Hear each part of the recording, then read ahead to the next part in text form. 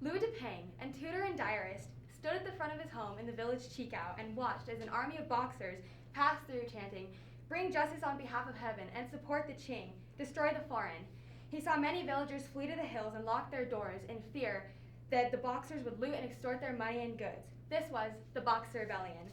Hi, I am Marin Carbaugh, and this is my group, Joyce Cutler, Caitlin Raven, Emily Anderson, and Simone Nicolademus.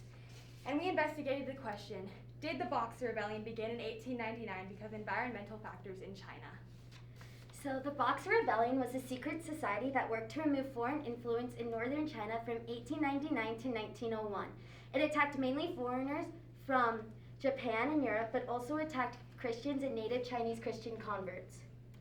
It was originally started by peasants, but then was supported by the Qing government. They were called boxers due to the way they fought, looked like mystical boxing, and over 100,000 people were killed during the rebellion.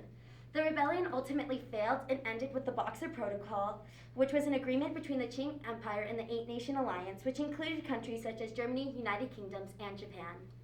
So the major dispute about the Boxer Rebellion is, did environmental factors cause it, or did other human factors cause it? Our group came to the resolution that although environmental factors contributed to tensions in China at the time, the ultimate cause of the Boxer Rebellion was the Opium Wars and its impact on China. We came to this resolution by exploring the Opium Wars, political, Chinese cultural, and religious lens, and also the counterargument lens, environmental factors. I will be investigating our question through the Opium Wars lens. And my claim is the Opium Wars caused China to have an unstable economy, which led to the decline of China and consequently the Boxer Rebellion. The Opium Wars were fought between China and Great Britain and occurred through the years 1839 to 1860 after China closed its trading ports to Great Britain.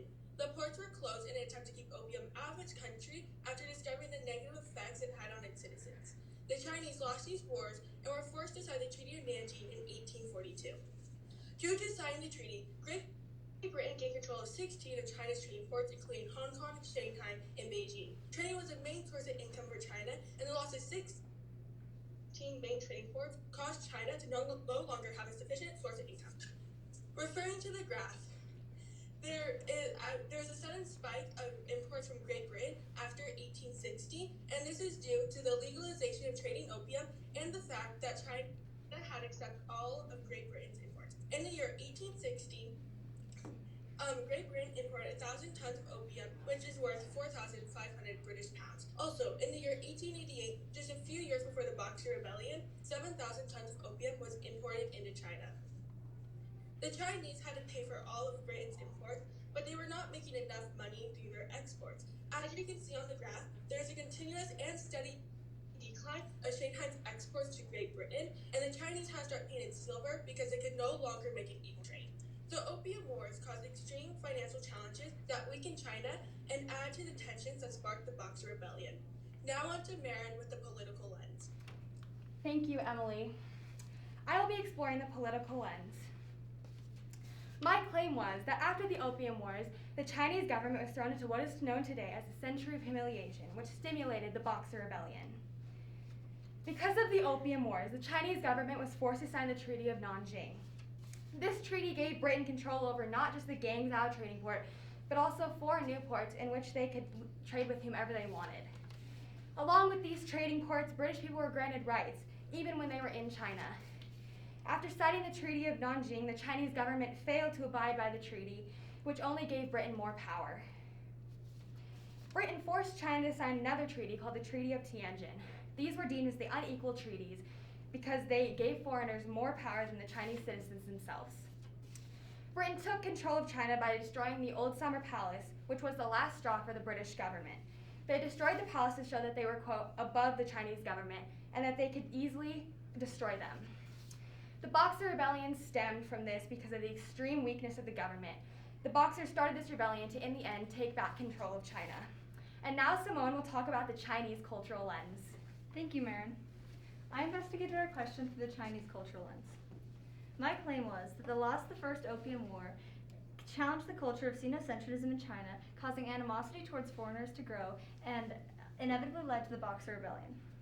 As you can see in this first graph, the spheres of influence in China circa 1900, in Nanjing as well as in Shanghai, as well as in Hong Kong, there was a large amount of British influence. These were the main trading ports affected by the Opium Wars. Historically, the people of China have held an image of Chinese superiority that has remained an integral part of the Chinese worldview for centuries. It has determined for centuries how they dealt with foreigners, always entering into relations from a place of perceived cultural superiority. The loss of the First Opium War wounded this popular belief and highlighted China's weakness in relation to foreign powers. This struck a nerve with the people of China, always adding to the growing animosity towards foreigners. This anti-foreign and xenophobic attitude came to fruition in the form of the Boxer Rebellion. Now on to Caitlin.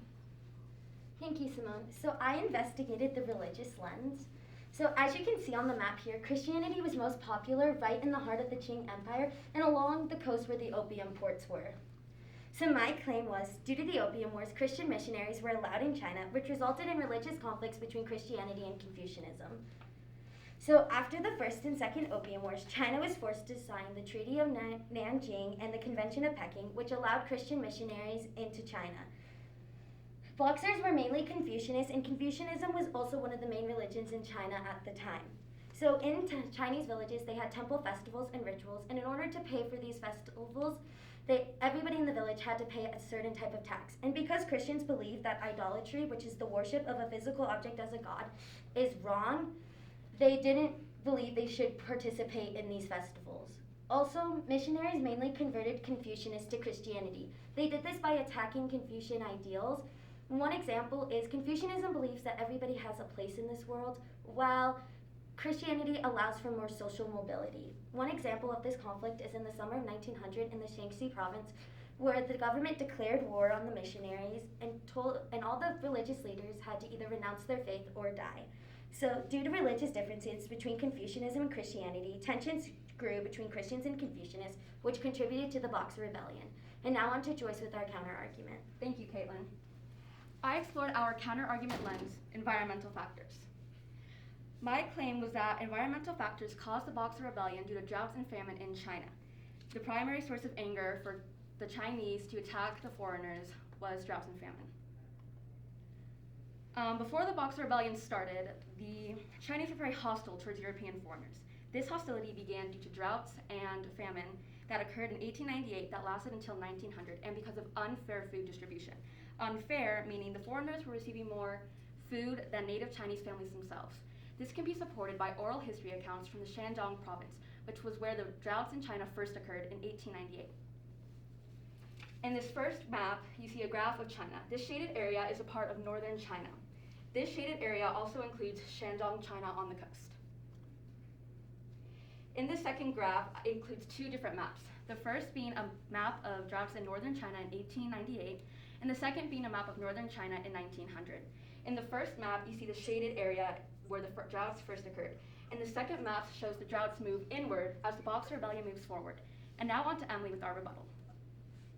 Although droughts did cause tensions in China, they were not a new occurrence.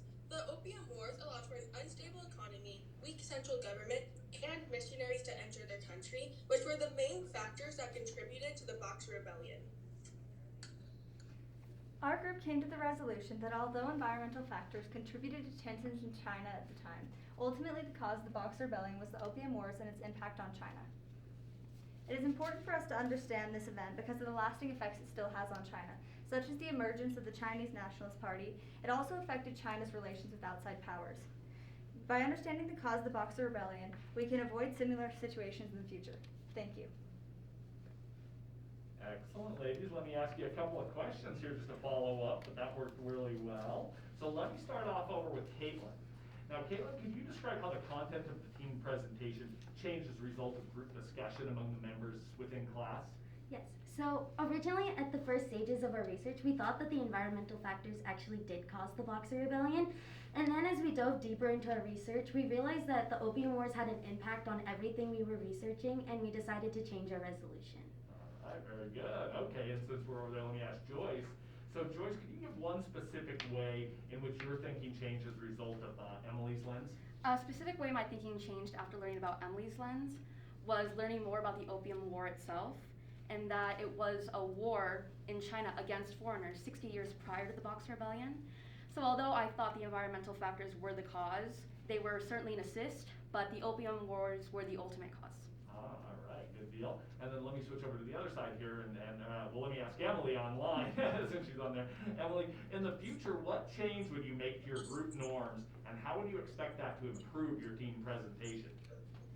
In our future, I would change the group norms of us being like more on top of things and procrastinate less, so that way it would change how our presentation in the future, because we'll be like more prepared and more ready for our presentation instead of rushing the night before. All right, and then let me come over to Simone. And Simone, so reflecting on your colleagues' work, which one had the greatest impact on your overall understanding of this topic? I think Emily's lens had the most impact on my lens, the cultural lens, because a lot of the things in the Opium War were the cause for tensions in the culture of China, and that changed a lot of the way I viewed the culture. All right, cool. And then lastly, let's finish up with Maren. And Maren, in what way did you personally improve your ability to work in a group as a result of this capstone project? I think I improved personally because I know that this group did a really good job at communicating with each other. So not just me myself, but in my entire group was very good at communicating with each other, which was very important. We got to the point pretty quickly, and we worked really hard. So I think that it helped me personally because I felt like I could trust my group. So, yeah. Excellent. Well, very good work, ladies. Thank you.